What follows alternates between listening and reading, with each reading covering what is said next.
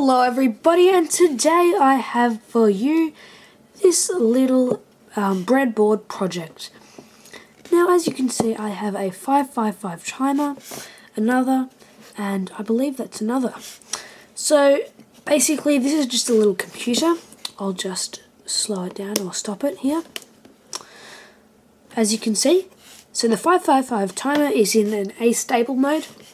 It's sending a pulse through, which then gets interpreted by the register, and this is in manual mode now, so it will pulse when I click the button. As you can see, that's there when I click the button. And this is a debounce circuit here. I've also got a little screwdriver hole here. I'll find if I can quickly grab a screwdriver to use. Looks like I can grab one here.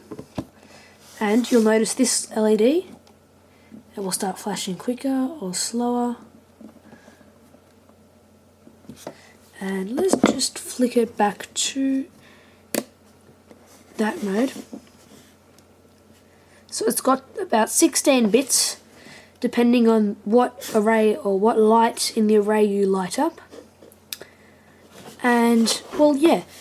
So as you can see, I'll just try and find the serial number on that. That is the SN74 LS08N.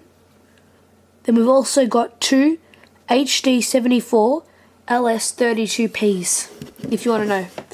So yeah, I'll have a link down below into the tutorial I found this from. I took some advice from that tutorial, then just kind of modified it to get two registers here and just to make it a bit smaller.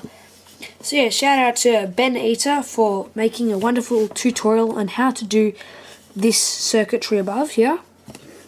And yeah, if you want, just email me and I'll give you some schematics for this lower circuit that I did here.